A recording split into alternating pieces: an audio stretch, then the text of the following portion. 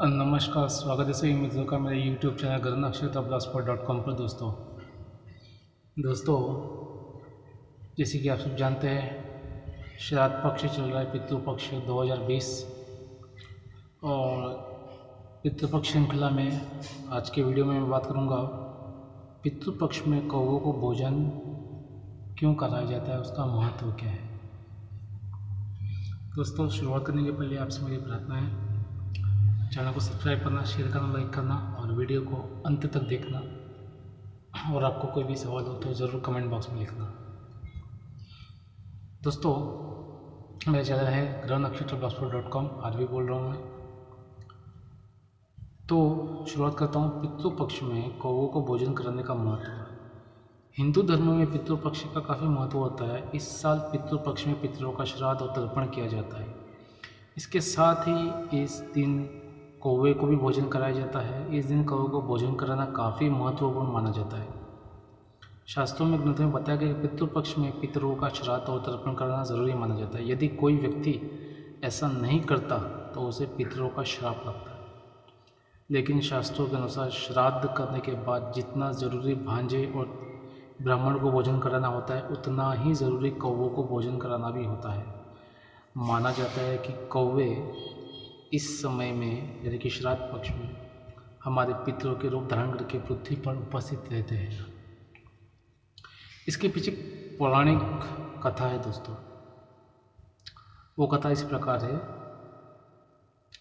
इंद्र के पुत्र जयंत सबसे पहले कौवे का रूप धारण किया था। और ये कथा है त्रेता युग की, जब भगवान श्री राम ने अवतार लिया और जयंत ने कौवे का रूप धारण कर माता सीता के पैर में चोंच मारी थी। तब भगवान श्री राम ने तिनके का बाण चलाकर जयंत की आंख फोड़ दी थी। तब उसने अपने किए की माफ़ी मांगी। राम ने उसे यह वरदान दिया कि तुम्हें अर्पित किया भोजन पितरों को मिलेगा।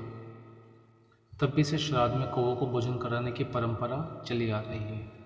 यही कारण है कि श्राद्ध पक्ष में कौवों को ही पहले भोजन कराया जाता है। इसी कारण कौवों को ना तो मारा जाता है, न ही किसी रूप से सताया जाता है। यदि कोई व्यक्ति ऐसा करता है तो उसे पितरों का श्राप, साथ साथ अन्य देवी देवताओं का क्रोध का भी सामना करना पड़ता है। उन्हें जीवन में कभी भी किसी भी प्रकार की कोई सुख शांति प्राप्त नहीं होती जो कौवों को सताते हैं। पितृपक्ष में समय पंच बलि जरूर निकालें। एक चींटी के लिए, एक गाय के लिए, कौवे के लिए, कुत्ते के लिए, और देवादी बलियाँ जरूर करानी चाहिए। ये 5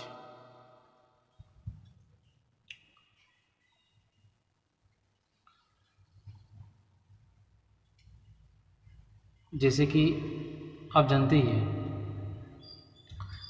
कोई कौवे से जुड़ा शकुन अपशकुन भी आपने सुना होगा। उसका रहस्य क्या है? तो दोस्तों, बात है प्राचीन समय की। ऋषि मुनियों ने अपना शोध में बताया कि प्रत्येक जानवर के विचित्र व्यवहार और हरकतों का कुछ न कुछ प्रभाव अवश्य होता है। जानवरों के संबंध में अनेकों बातें हमारे पुराणों एवं ग्रंथों में भी विस्तार से बतलाई गई है दोस्तों। हमारे सनातन धर्म में माता के रूप में पूजनीय गाय के संबंध में तो बहुत सी बातें आपने को जानते ही होंगे, परंतु आज हम जानवरों के संबंध में पुराणों से ली गई कुछ ऐसी बातें बताएंगे जो आपने कभी पहले सुनी नहीं होगी। जानवरों से जुड़े रहस्य पुराणों में बहुत ही विचित्र बातें बताई गई है और जो आपको आश्चर्य में डाल सकती है दोस्तों।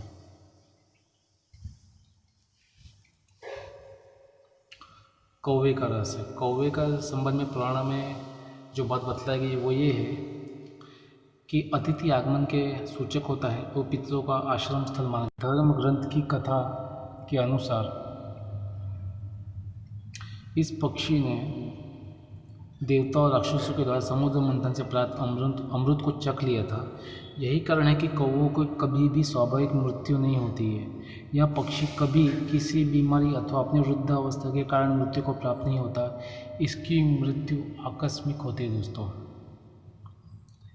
यह बहुत ही रोचक सी बात है। जिस दिन कौवे की मृत्यु होती है उस दिन उसका साथी भी भोजन ग्रहण नहीं करता। यह अपने कभी ख्याल नहीं रखा होगा, लेकिन बात गौर करने वाली है कि कौवा कभी भी अकेले में भोजन ग्रहण नहीं करता। यह पक्षी किसी के साथ मिलकर ही भोजन करता है।